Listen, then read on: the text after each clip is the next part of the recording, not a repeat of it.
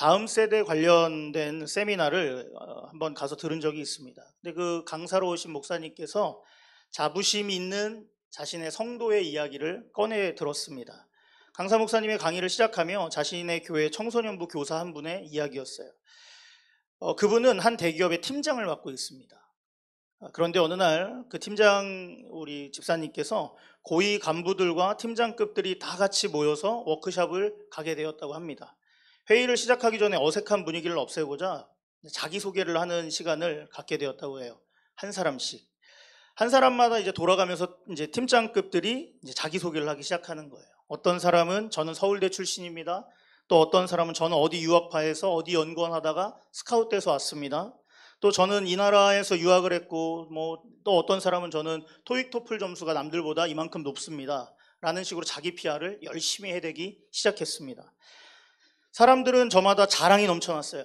그런데 놀라운 것은 그 자리에 아무도 서로의 이야기에 박수를 치지 않는다는 거예요. 그리고 드디어 그렇게 순서가 지나가서 청소년부 우리 교사, 그 집사님의 순서가 다가왔습니다. 그런데 이 선생님, 이 집사님의 입술을 열어 자기소개를 할 때 그 자리에 있었던 팀장급들, 임원급들이 모두 다 이목을 집중할 수밖에 없는 충분한 고백을 선언해버립니다. 그 팀장이 묵직한 목소리로 이렇게 짧고 굵게 이야기합니다. 저는 땡땡교회 집사입니다. 너무 생뚱맞은 대답에 사람들은 당황했죠. 그 다음에 비웃기 시작해요. 그런데 그때 그 고백을 들었던 여러분, 하나님의 마음은 어떠셨을까요? 가슴이 벅차오르셨을 겁니다. 그분은 대기업 팀장이지만 한 교회 집사예요. 그리고 하나님의 제자라는 정체성을 벗어나지 않습니다. 그런 그의 삶은 어땠을까요? 그렇게 내가 집사입니다 라고 외쳤던 그분의 삶은 자신의 부하 직원을 대하는 태도가 달라도 다를 것입니다. 회식 자리에서도 그의 행동거지는 남달랐을 거예요. 업무를 처리하는 방식도 더 이상 비굴할 필요도 없고 야비할 필요도 없이 하나님 앞에서 제자다운 업무 처리를 보여주었을 거예요. 다른 사람들과 명확하게 다르게 살았어요. 그럼 그는 왜 그렇게 살까요? 이유는 하나입니다. 하나님의 자녀요 그리스도의 제자라는 인식이 그 집사님의 마음 가운데 너무나도 완벽했기 때문에 그런 거죠.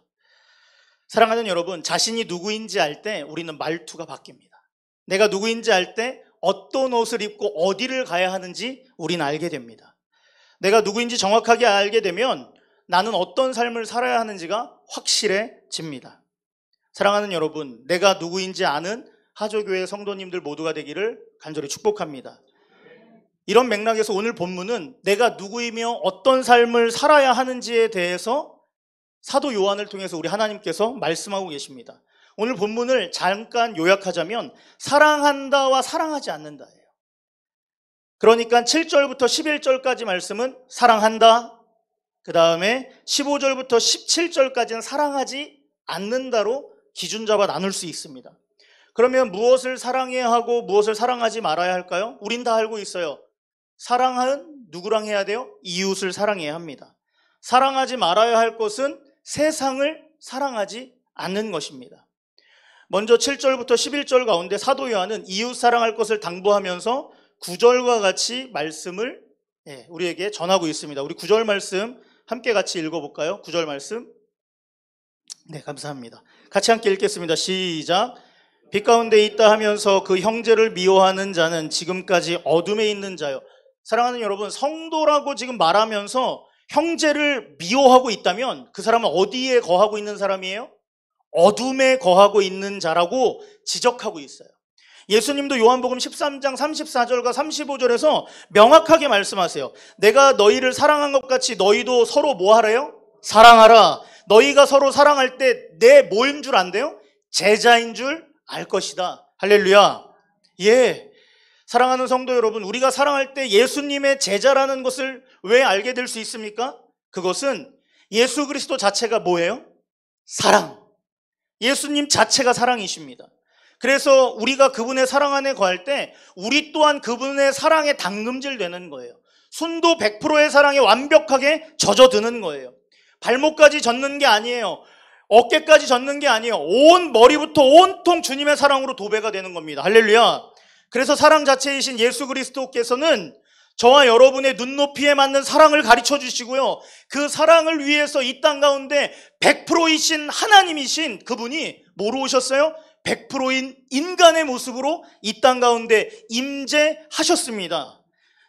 그분은 미치광이 취급을 받으실 때도요. 그분은 옷이 다 벗겨질 때도요. 그분의 몸이 갈기갈기 채찍으로 인하여 조각날 때도요. 찢겨질 때도 살점이 떨어질 때도 십자가 가운데서 그 외로운 길을 홀로 걸어갈 때도 예수님은 도망가지 않으셨어요. 이유가 뭐예요? 저와 여러분을 사랑하시기 때문에.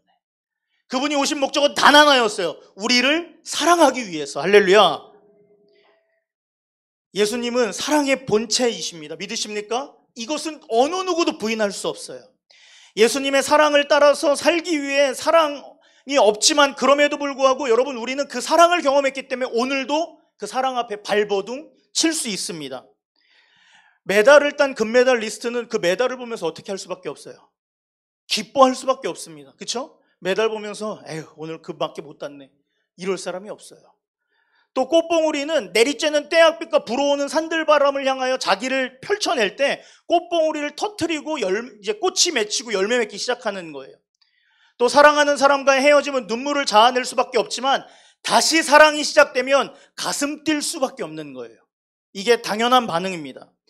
마치 우리의 신앙도 이와 같아요. 사랑의 본체이신 우리 예수님 경험하는 순간 우리의 인생은 완벽하게 뒤집힐 수밖에 없어요. 변화가 찾아올 수밖에 없어요. 예수님과 접촉하고 그분과 눈을 마주치는 순간 우리의 사랑은 하나님 한 분으로 충분한 인생이 되어버립니다. 그 증거가 어디 있어요? 성경에 있습니다. 우리는 잘 알고 있어요. 스데반 집사를 죽인 이의 이름은 뭐죠? 그것을 주도하고 사람들을 일으킨 사람은 바울 사도입니다. 그의 인생은 예수 그리스도를 만나는 순간 살인자에서 생명의 사역자로 뒤집혀 버립니다.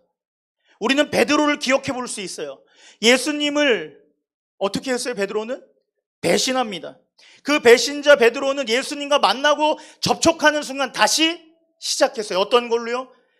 처음 교회의 기둥이 되어버립니다. 또 한 분 우리 얘기해 볼까요? 부당한 방법으로 늘 사람들의 돈을 착취했던 이의 이름을 우린 잘 알고 있어요. 세리 마태.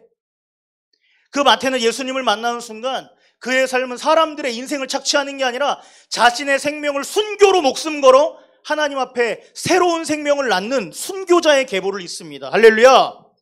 참 사랑을 경험한 사람들은 진정한 사랑으로 그것을 전하는 이로 목숨까지 바치는 존재가 되어버리는 거예요. 그리고 이 사랑을 경험한 사람들이 있어요. 누굴까요? 옆에 있는 분 한번 바라보실까요? 그분이십니다. 오늘 이 자리에 수요 예배 가운데 하나님 앞에 간절함으로 나오신 사랑하는 하저교회 성도님들이 바로 그 증인의 한 분이십니다. 동의하시면 아멘 하시겠습니다. 믿음이 다시요. 동의하시면 아멘 하시겠습니다. 아멘. 예수 그리스도의 참사랑에 부딪혔기 때문에 오늘 이 피곤하고 어려운 상황 가운데서도 우리가 수요 재단을 잃어버리지 않기 위해서 나오셨잖아요. 그렇기 때문에 우리 사랑하는 수요 재단을 쌓는 성도님들은 하나님의 사랑에 완벽하게 감동하신 분들이에요. 그러므로 우린 이렇게 말할 수 있어요. 따라해 봅니다. 사랑은 옵션이 아니라 미션이다. 한 번 더. 사랑은 옵션이 아니라 미션이다. 옵션은 뭐예요? 내가 해도 되고 안 해도 되는 거예요. 그냥 안 해도 문제 없습니다. 그런데 미션은 어때요? 여러분, 이거는 반드시 우리의 삶이 되어야 하는 거예요. 이건 우리의 사명인 거예요. 뭐가요? 예수 그리스도의 사랑이. 그래서 시카고에 무디 성경학교가 있습니다. 거기에 전 학장이신 조지 스위팅 목사님은 이런 공식을 이야기합니다. 이거는 우리 성도의 공식이라고 하는데 우리 성도님들 마음에 한번 새기고 가셨으면 좋겠어요. 인생 빼기 사랑은 뭐예요? 0입니다. 0. 아무것도 없어요. 인생에 사랑이 빠지면 그 인생은 아무것도 남지 않는 인생이에요. 그렇다면 성도의 인생과 성도의 삶은 어디를 향해야 돼요? 예수님의 사랑을 향해서 사는 거예요. 예수님의 사랑으로만 살고 사랑 때문에 살고 사랑을 전하며 사는 우리 하저 성도님들 되기를 간절히 축복합니다. 그러므로 이웃사랑은 여러분 예수 믿는 우리의 당연한 증거예요. 헌금을 얼마 많이 했냐? 내 직분이 뭐냐? 내가 얼마나 교회에 몇 년 동안 다녔나? 여러분 이런 건 성도의 증거가 될 수 없어요. 기준이 될 수 없습니다. 심지어 수요예배 나왔는가 아닌가? 이것도 아니에요. 그러면 성도의 진정한 증거는 이웃사랑을 하기 위해서 내가 얼마나 발버둥 쳐봤는가, 내가 얼마나 몸을 찢으면서 가슴 아파했는가, 내가 화내고 귀에다 소리칠 수 있었는데 그걸 참고 끙끙 앓으면서 하나님의 제단 앞에 나와 얼마나 울어봤는가. 이게 성도의 기준이고 내가 성도냐 아니냐를 바라보는 척도가 될 수 있는 거예요. 할렐루야. 분명 이런 가슴 아픈 사랑 때문에 울어본 성도님들은 다 성도인 거예요. 진짜 하나님 앞에 성도이십니다. 그래서 사랑하는 여러분, 여러분에게 이 성도의 증거가 있기를 간절히 축복합니다. 하나님, 내 자녀 대학에 입학시켜주세요. 내 자녀 결혼 잘 시켜주세요. 우리 자녀들 애기 잘 낳게 해주세요. 그런 거 다 좋은 기도 맞습니다. 하지만 진짜 성도는 이런 것 갖고 우리가 씨름하는 것이 아니라 사랑할 수 없음을 가슴 아파하며 하나님 앞에 올 수 있는 성도가 진짜 성도의 증거를 가진 자임을 우리는 믿습니다. 이어서 사도 요한이 이야기하는 것이 있어요. 그게 뭐냐면 사랑하지 말 것에 대해서 이제 고백하기 시작해요. 뭘 사랑하지 말까? 그것은 바로 뭐였어요? 세상입니다. 세상. 15절부터 17절까지 세상을 뭐 하지 말라? 사랑하면 안 돼. 절대 사랑하면 안 돼요. 여러분, 참 사랑에는 법칙이 있습니다. 잘 생각해 볼게요. 상을 받는 사람들에겐 공동수상을 할 수 있어요, 없어요? 공동수상해도 돼요. 둘이 같이 대상 받아도 전혀 문제가 되지 않습니다. 또 성적표를 받았는데 공동으로 1등할 수 있어요, 없어요? 공동으로 1등할 수 있어요. 근데 사랑하는 여러분, 사랑은 대상이 몇 명이에요? 하나예요. 예, 부부가 또 다른 사랑하는 사람을 찾을 수 없어요. 왜냐? 사랑의 절대적인 법칙이니까요. 이 또한 같이 우리가 하나님을 사랑하는 건 여러 마음을 가질 수 없습니다. 그렇기 때문에 10계명에서도 제1계명 뭐라고 고백하냐면 너는 나 이외에 다른 신들을 너에게 두지 말래요. 오직 하나님 한 분만 사랑하고 사는 게 우리의 사명입니다. 믿으십니까? 그런데 하나님 사랑한다고 말하면서 다른 어떤 것을 사랑하고 그것을 참 사랑으로 말하는 것, 여러분, 이건 엄청난 문제입니다. 그래서 오늘 말씀도 15절에서 뭐라고 고백하냐면 이렇게 고백해요. 누구든지 세상을 사랑하면 아버지의 사랑이 그 안에 있지 아니하다. 세상 사랑하는 순간 아버지의 사랑이 없는 거예요, 여러분. 그러니까 세상 사랑하는 것, 여러분, 위험하다라는 거죠. 그 이유는 참 사랑의 대상 오직 한 분이신 우리 주 하나님이십니다. 야고보서 4장 4절은 더 강력하게 이야기합니다. 우리 야고보서 4장 4절 크게 한번 읽어볼까요? 시작.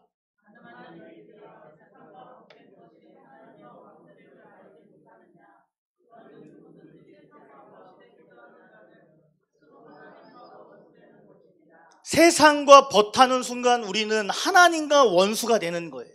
그러므로 근본 사랑의 대상, 참 사랑의 대상이신 한 분만 우리는 사랑해야 해요. 그리고 한 분 되시는 하나님만이 우리의 진정한 만족을 채워주실 수 있습니다. 할렐루야. 그래서 우리의 인생은 세상에 목숨 걸어서는 안 돼요. 세상을 향하는 것, 세상의 마음 뺏기는 것은 가장 비참하고 미련한 인생으로 우리가 걸어갈 수밖에 없는 거죠. 사랑하는 여러분, 그런데 제가 열심히 이렇게 떠들어댔지만 이젠 솔직해져야죠. 우리가 이웃 사랑하는 게 그렇게 쉽던가요? 세상을 꾸짖으며 미워하는 게 그렇게 간단한 문제이던가요? 설교하는 저나 듣는 자나 다 당연히 이웃 사랑 참 어렵고요. 세상 쫓아다니는 거 즐겁습니다. 그러나 여러분, 중요한 문제는 뭐예요? 이 명령을 우리가 뭐 해야 되는 거예요? 지켜야 하는 거예요. 어떻게 이웃을 사랑할까? 미워할 수밖에 없는 죄송합니다, 왼수를 우리는 어떻게 사랑해 볼 수 있을까? 어떻게 하면 이 낭만에 젖어서 우리를 늘 유혹하고 날 따라와 팔로미 하는 그 세상을 우린 따라가지 않고 미워할 수 있을까요? 이런 질문들에 우리가 오늘 이 밤 답을 찾기를 주의 이름으로 간절히 소망합니다. 우리에게 할 수 없는 것들만 요구하는 것처럼 보여요. 그러나 능히 할 수 있는 원동력을 요한일서 2장이 다시 한 번 더 우리에게 도전하고 있습니다. 그것이 12절부터 14절입니다. 이 12절부터 14절까지 강조하고 또 강조하고 있어요. 먼저 12절부터 14절까지는 사랑할 수 없는 사람을 사랑할 수 있는 방법, 달콤한 유혹으로부터 우리를 넘어뜨리는 이 세상을 등지고 세상을 거슬러 올라갈 수 있는 방법을 이야기해요. 그런데 여기서는 대상을 3명으로 잡고 있어요. 자, 첫 번째 누가 등장해요? 자녀들아. 12절에 자녀들아가 등장해요. 또 이어서 누가 등장하냐면 대상의 청년들아. 그 다음에 누가 등장해요? 아비들아. 예. 이게 세 부류가 반복해서 2번씩이나 등장을 합니다. 그리고 이어서 강력하게 강조하고 있는 단어가 있어요. 6번이나 반복하고 있어요. 단어가 아니라 문장입니다. 그게 내가 너희에게 이것을 쓴 것은, 내가 너희에게 이것을 쓴 것은, 내가 너희에게 이것을 쓴 것은, 내가 너희에게 이것을 쓴 것은, 계속 강조하면서 이 짧은 구절 안에 내가 너희에게 쓴 이유가 이거다라고 이야기하고 있습니다. 그러면서 자녀, 청년, 아비들에게 던지는 메시지가 뭐냐? 따라해 볼까요? 성도의 정체성. 한 번 더, 성도의 정체성. 요약하면 이렇습니다. 첫째는, 요한 사도는 이 성도의 정체성을 하나님을 아는 자가 성도의 정체성이라고 정의해요. 누구를 아는 자요? 하나님을 아는 자. 우리는 우리 스스로 하나님을 알 수 있어요? 없습니다. 하나님께서 저와 여러분에게 은혜를 주지 않으시면, 계시하지 않으시면 우리는 하나님 알 수도 없고 가까이 갈 수도 없는 존재들이에요. 그게 바로 우리입니다. 반면 하나님은 어떠세요? 하나님은 이런 우리를 무작정 선택하셨어요. 에베소서 1장 말씀처럼 삶과 그 결과, 그 사람의 어떤 배경과 상관없이 우리를 창세전부터 예정하시고 택하시고 구원하시기로 작정하셨어요. 그렇게 하나님의 사랑은 시작된 거예요. 믿으십니까? 우리의 인생의 결과가 상관없이 너는 내 거야. 너는 내 거야. 하나님께서 저와 여러분을 이렇게 찜하셨습니다. 그러므로 여러분, 우리는 하나님의 짝사랑의 대상이에요. 어떤 대상이라고요? 짝사랑의 대상입니다. 우리가 하나님 싫다고 힝 돌아서도 하나님은 여전히 영원히 우리만 사랑하기로 결정하셨어요. 그러므로 예배당에 앉아있는 사랑하는 여러분, 어떤 삶의 태도와 문제와 상관없이 예수님의 사랑의 대상은 바로 여러분이십니다. 믿으십니까? 이것이 성도예요. 둘째, 우리의 정체성이 있습니다. 둘째, 우리의 정체성은, 성도는 예수 그리스도의 공로로 말미암아 죄의 문제가 완벽하게 해결된 사람들. 몇 개 해결된 게 아니라 어떻게 해결됐어요? 완벽하게. 1차에 착오도 없이 틈도 없이 완벽하게 해결된 사람이 바로 성도라는 존재입니다. 저와 여러분, 세상 끝날까지 어떠한 인생을 살다 할지라도 우리는 누군가가 아니라 다 어디에 서게 되어 있냐면 하나님의 심판대에 서게 되어 있습니다. 대통령도 심판대에 서요. 설교를 하는 목사도 심판대에 섭니다. 남을 심판했던 판사도 하나님의 심판대를 벗어날 수가 없습니다. 아무리 의료기술로 사람을 많이 살려낸 자도 죽으면 하나님의 심판대 앞입니다. 그런데 이 지점에서 우리 성도는 달라요. 이 지점에서 우리의 성도의 삶은 마지막은 완벽하게 달라집니다. 많은 이들은 심판대 앞에 설지 모르지만 성도는 상급을 받기 위해 심사대에 서게 되는 거예요. 심판대가 아니라 하나님의 심사대에 섭니다. 우리는 하나님께 심사받는 인생이에요. 믿으십니까? 그래서 그것으로 결론 나고 그것으로 천국에서 영원한 하나님 나라 안에 예배하는 자입니다. 믿으십니까? 이유가 뭐예요? 예수님의 그 공로로 인하여 우리의 모든 죄가 단번에 해결되었기 때문에 우리는 심판받는 자가 아니요 심사받는 자들이 되는 줄 믿습니다. 세 번째, 마지막으로 성도의 정체성이 있습니다. 그것은 악한 자들을 이긴 자가 성도라고 말씀하고 있다는 거예요. 따라해 봅니다. 악한 자들을 이긴 자가 성도다. 예수님을 믿는 순간 하나님의 사랑도 지독하지만 여러분, 누구의 유혹도 심합니까? 사단. 이 사탄들의 그 레이더망이 항상 펼쳐져 있어요. 네. 제가 최근에 우리 하조교회 부임하기 전에 어떤 교회 가서 영적 전쟁이라는 특강을 잠깐 맡아서 한 적이 있어요. 근데 제가 막 이제 자료를 연구하다가 아주 기가 막힌 멘트 하나를 발견했습니다. 예. 이 영적 전쟁만 연구하시는 한 목사님께서 그렇게 얘기하더라고요. 사단이 우리를 넘어뜨리는데 몇 분이면 충분할까요? 얼마 시간이 필요할까 했더니 이 목사님 딱 얘기해요. 30분이면 충분하다고 합니다. 근데 사단은 우리를 30분 만에 넘어뜨리기 위해서 30년을 우리 주위에서 우리의 빈틈을 노리고 있다고 해요. 여러분이 지독한 사단의 괴롭힘, 우리를 가만두지 않아요. 믿으려고 하면 넘어뜨려요. 하나님 앞에 서려고 하면 우리를 쓰러뜨리고 잡아뜨려요. 이게 사탄이란 녀석이 하는 짓이에요. 그런데 동역자 여러분, 인간의 본성을 거스르려고 살려고 할 때마다 사단은 괴롭힐지 모르지만 결국에 승리한 존재가 누굽니까? 예수님 믿는 저와 여러분입니다. 할렐루야. 그 성도가 요한일서 2장에 분명히 승리한 자들이라고 고백하고 있는 거예요. 그러므로 우리 사단의 전투 가운데 우리는 이미 싸움은 끝났습니다. 할렐루야. 우린 승리한 자들인 줄 믿습니다. 할렐루야. 사단의 머리는 이미 창세기 3장 이후에 초전박살된다고 예언이 되었고요. 예수님 오면서 늘 그들은 이긴 것처럼 보이지만 늘 져서 그들의 머리는 성도의 예수 그리스도를 믿는 모든 자들의 발에 짓밟히고 있다라는 거예요. 그것이 바로 우리의 영광이 될 줄 믿습니다. 할렐루야. 권투 선수가 경기에서 이겼어요. 얼굴이 완전 찌그러졌어요. 여기 터지고 여기 나가고 코피 흘리고 있어요. 근데 그는 뭐 했어요? 이겼어요.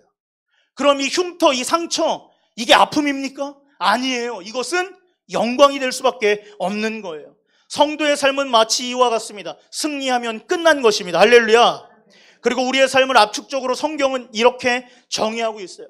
사도 바울은 이미 고린도후서를 통해서 성도라는 존재들은 그래서 이런 존재야 라고 우리를 미리 권면하였고, 요한 사도는 요한일서를 통해서 우리에게 더 강력한 메시지를 주어졌는데, 우리 성도의 정체성을 다 함께 한번 외쳐보겠습니다. 고린도후서 6장 9절부터 10절까지 말씀. 이것이 바로 나입니다 하나님 이라는 이 간절한 심정으로 우리 크게 한번 외치겠습니다. 시작. 무명한 자 같으나 유명한 자요, 죽은 자 같으나 보라 우리가 살아있고, 징계를 받은 자 같으나 죽임을 당하지 아니하고, 근심하는 자 같으나 항상 기뻐하고, 가난한 자 같으나 많은 사람을 부요하게 하고, 아무것도 없는 자 같으나 모든 것을 가진 자로다. 할렐루야. 이게 누구예요? 이게 바로 우리입니다. 저입니다. 우리 성도님들이에요. 아무것도 없는 자 같지만 모든 것을 다 가졌어요. 이것이 성도의 삶인 거예요. 세상이 볼 땐 참 비참해 보이고 억울해 보이고 멍청해 보여요. 그런데 예수님 말씀하세요. 너희들은 모든 것을 다 가진 존재야. 나를 사랑하는 난 모든 것이 다 너희의 소유란다 라고 말씀하고 계십니다. 할렐루야. 우리 중에 통장 잔고가 비어 있어서 계속 빈손으로 있는 분이 있습니까? 근데 하나님 말씀하세요. 결코 빈손이 아니야. 육신의 질병 가운데 이제 지칠 대로 지쳐서 갈 병원도 없으십니까? 근데 우리 주님 말씀하세요. 질병으로 내가 끝내지 않겠어. 억울한 인생이라고 생각하세요? 그런데 하나님은 이 답답한 심정 내가 다 알고 있어 라고 말씀하고 계세요. 아무도 여러분을 알아주지 않습니까? 세상 끝날까지 하나님 말씀하세요. 내가 너희와 함께 하리라. 할렐루야. 그래서 우리는 모든 것을 다 가진 위대한 인생인 줄 믿습니다. 할렐루야. 예화로 설교를 마무리하겠습니다. 1996년 조선일보의 59세 된 남성분이 기사에 실린 적이 있습니다. 물론 이때는 제가 어렸고요. 저도 이것을 여러 가지 예화나 이런 것들을 찾아보니까 진짜 실존에 계셨던 분이시더라고요. 1996년이에요. 성함은 정광진 씨예요. 직업은 변호사입니다. 한번 볼까요? 네, 여기 계신 분이 정광진 씨입니다. 저기 여사님 옆에 계신 분. 예, 뭐 저분이 중요한 게 아니라 저분의 사실 삶이 중요합니다. 정 변호사님에게는 3명의 딸이 있었어요. 그런데 첫째 딸이 초등학교 4학년 때 망막 뒤에 실핏줄이 터지는 코트씨 병이라는 병에 걸려서 4학년 때 눈을 실명해버립니다. 너무 안타깝지 않습니까? 그래서 서울에 있는 국립서울맹학교에 보내기로 결정합니다. 그곳에서 학교를 졸업해요. 그리고 미국에 있는 버클리 대학에 입학하여 전 과목을 A 학점을 받습니다. 그러니까 가져가신 것도 있지만 은혜도 주신 것 같아요. 그리고 그녀는 다시 자신이 졸업한 국립서울맹학교에 교사로 근무하게 됩니다. 버클리의 대학에서, 여러분 우리 알잖아요. 그 대학에서 A 학점 맞고 졸업했으면 어디든 돌아다닐 수 있는 사람이에요. 근데 한국으로 다시 돌아와 자신을 가르치고 케어했었던 그 맹학교에 또 돌아온 거예요. 이유는 하나입니다. 자신과 같이 장애를 겪고 있는 사람들에게 소망을 주고 그들을 섬기기 위해서. 딱 봐도 누구 믿는 사람이죠? 예수 믿는 사람이에요. 둘째 딸, 셋째 딸도 정말 귀하게 컸어요. 둘째 딸의 경우는 남편과 함께 미국으로 유학 갈 길이 예정돼 있어요. 이제 곧 간다고 했어요. 간다고 기록되어 있었더라고요. 셋째 딸은 미얀마 선교사로서 삶을 준비 중이었어요. 어느 날 큰딸이 맹학교에서 근무한 지 약 1년 정도가 되었다고 합니다. 동생이 이제 유학을 갈 준비를 되니까 이 큰딸 입장에서 동생들 선물이나 한번 제대로 사주려고 백화점에 방문해요. 그런데 그 백화점의 이름이 삼풍백화점이었어요. 그녀들이 그날 도착한 그날 삼풍백화점은 형체도 없이 다 무너졌습니다. 세 딸은 한 번에 목숨을 잃습니다. 정강진 변호사님과 그의 아내는 잊을 수 없는 일이 그들의 인생에 벌어진 거예요. 한 명은 하나님의 마음으로 맹아를 섬기겠다라고 자신의 모든 커리를 주께 맡기고 섬김의 삶을 쏟았어요. 또 하나님의 일을 준비하기 위해서 두 딸도 최선을 다하며 살아갔던 하나님의 성도였어요. 근데 이게 얼마나 말도 안 되는 일입니까? 그날 장례식장은 실제로 MBC나 KBS에 기사화되기도 했더라고요. 장례가 마치고 삼풍백화점 붕괴 수사가 다 끝났어요. 정강진 변호사님 앞에 세 딸 이름으로 된 위로금이, 보상금이 약 6억 5천만 원이 지급되었습니다. 그런데 사람들은 정 변호사님 이 부부를 이상한 눈빛으로 쳐다봤어요. 왜냐하면 그 부부는 세 딸의 죽음 앞에 슬퍼하는 정도가 서서히 줄기 시작했기 때문에 사람들이 의심할 만했죠. 큰 돈이 들어왔고 이젠 슬픔이 별로 없어 보이니까. 그런데 그들의 속내는 달랐어요. 정 변호사님 부부는 슬픔을 정리하고 장차 천국에서 만날 딸들에 대한 소망을 가지고 이 땅을 살아가기로 결정한 거예요. 뭘로요? 받은 6억 5천만 원과 자신이 가지고 있는 변호사 사무실이나 이런 것들을 다 정리해서 7억을 모아요. 그 다음에 이 6억 5천과 7억을 합쳐서 13억 5천만 원을 자신의 딸들의 돌림자, 딸들이 다 윤자로 돌렸더라고요. 그래서 만든 장학재단이 삼윤 장학재단을 설립해서 맹인 학생들에게 나누고 그들을 섬기기로 결정한 거예요. 그게 바로 이거예요. 이 제막식이었대요. 여러분, 이해할 수 없는 일상생활, 절망보다 새로운 소망을 낳는 인생을 사는 이 두 부부의 이야기. 근데 이것이 어떻게 가능할까요? 우리는 그 비밀을 알고 있어요. 성도의 은혜를 그들은 경험하였고 그래서 그 정체성대로 살아가는 거예요. 사랑하는 여러분, 우리에게도 늘상 매일 고난과 유혹과 환난이 찾아옵니다. 하지만 우리는 기억해야 해요.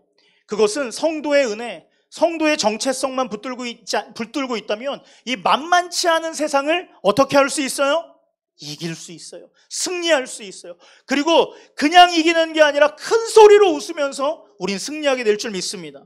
아무것도 없는 자 같으나 모든 것을 가진 자, 그것이 바로 성도의 삶이라는 것을 기억하며 오늘 이 수요일 밤 하나님을 간절히 부르짖을 때에 하나님, 성도의 은혜를 다시 회복하여 주시옵소서. 하나님, 내게 성도의 정체성을 회복하셔서 그 사랑으로 하나님 사랑하고 이웃 사랑하며 세상을 비웃을 수 있는 자 되게 하여 주시옵소서라고 기도할 수 있는 우리 사랑하는 하조교회 성도님들 모두가 되기를 주님의 이름으로 축복합니다. 그래서 시간 같이 함께 한 목소리로 말씀 붙들고 기도하기를 소망합니다.